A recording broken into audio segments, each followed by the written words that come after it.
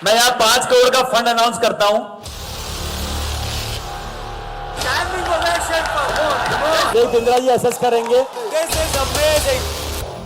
This is life changing. This is life changing.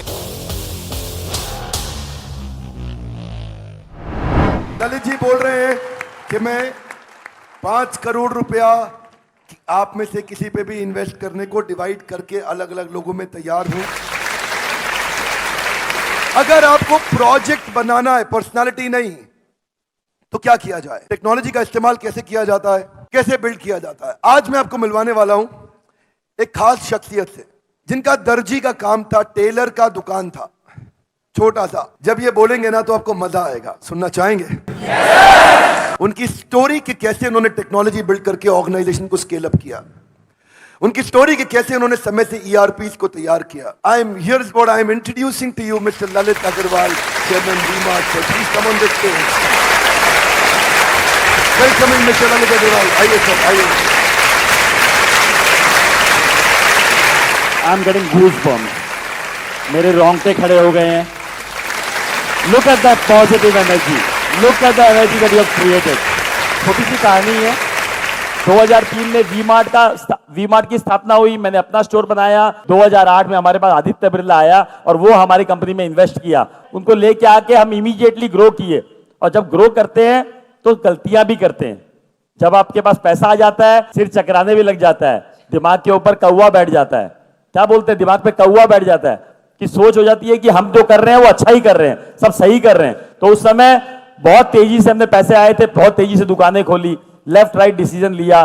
Bombay में जाके दुकान खोल दी, कोल्हापुर में जाके दुकान खोल दी, कोई इधर ईस्ट में जाके दुकान खोल दी। तो वो अलग अलग साइज की दुकानें खोल दी, अलग अलग तरीके का सामान उसमें रखने लग गए। तो उससे हमें 2009-10 जब लीमैन ब्रदर की क्राइसिस हुई, उस समय जब खराब समय आया, उस समय हमारी प्रॉफिटेबिलिटी टैंक कर गई। हम उतना रिटर्न जो जनरेट कर रहे थे वो जनरेट नहीं कर पाए। हमारे को रियलाइज हुआ सडनली 2010 में कि यार हम तो बहुत सारी गलतियां कर ली हैं। तो उस गलतियों को हमने बैठ के लिखा, हमने अपनी एक बोर्ड मीटिंग बुलाई, उस बोर्ड मीटिंग में हमने उसको चॉप डाउन किया। हमने 1 साल में 10 दुकानें बंद कर दी, 10 दुकानें बंद करी कि भैया कैसे भी हमें राइट डिसीजन पे आना है, राइट मॉडल पे आना है। और 10 दुकानें बंद करके हम लर्न किए कि हम क्या क्या नहीं करेंगे, क्या क्या करेंगे वो हमने सीख लिया। अब क्या क्या नहीं करेंगे उसके भी स्टेप्स बनाए कि हम ये नहीं करेंगे। जितनी हमारी पहुंच है वहीं तक दुकान खोलेंगे, जितनी बड़ी दुकान चला सकते हैं उतनी ही बड़ी खोजेंगे, जितना पैसा लगा सकते हैं उतना ही लेंगे, उससे ज्यादा उधार पे लेंगे ही नहीं। हमने ये थॉट बनाया कि हम छोटे शहरों में जाएंगे, तो कैसे इसको कन्वर्ट किया जाए, कैसे छोटी शहर में दुकान खोला जाए, वहां के लॉ एंड ऑर्डर सिचुएशन को कैसे डील किया जाए, वहां तक माल कैसे पहुंचाया जाए, वहां मैनेजमेंट कैसे हैंडल किया जाए। ये सोच में आया कि मैनेज कैसे करेंगे, कर तो लेंगे इतनी दूर के शहर में, कौन चलाएगा उस दुकान को, कौन बनाएगा वहां पर, कैसे प्रॉपर्टी मिलेगी, कैसे हिसाब रखा जाएगा, कैसे इन्वेंट्री मेंटेन होगी, कैसे पता लगेगा ग्राहक को क्या चाहिए, कैसे पता लगेगा क्या माल वहां पड़ा हुआ है, कितना चोरी हो गया, कितना बिक गया, कितना पड़ा है, कितना बेचना है। ये सारे सवाल आए। उन सारे सवालों का जवाब खोजने की कोशिश की गई कि कैसे उस जवाब का सवाल खोजा जाए।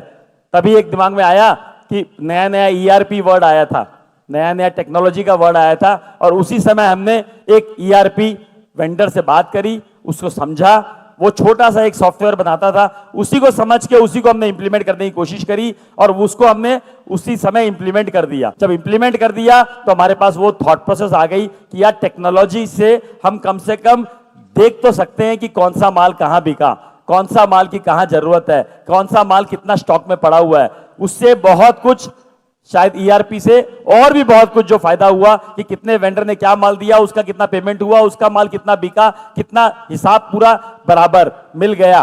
तो सबसे पहली शुरुआत वहां से ERP से हुई और हमने छोटे शहर में पेनिट्रेट किया और छोटे शहर ने हमें इतना रिवॉर्ड किया क्योंकि इतनी बड़ी जनता है जो कि आप हर कोई चाहता है कि अच्छा दिखे, अच्छा पहने, अच्छे से रहें और अच्छे अपने बच्चे को और परिवार को देखें। तो हर कोई चाहता है, लेकिन उसको अपने पॉकेट साइज में अगर मिल जाएगा तो वो लेना चाहेगा। ऐसा कोई रॉकेट साइंस नहीं है कि हमें रॉकेट बनाना है, हमें एक सिंपल काम करना है। अगर हम ध्यान से फोकसफुल करें तो काम हो जाएगा। क्वालिटी जो है पैसे डालने से नहीं बनती है, क्वालिटी खाली केयर, मेहनत और राइट नॉलेज से बन सकती है।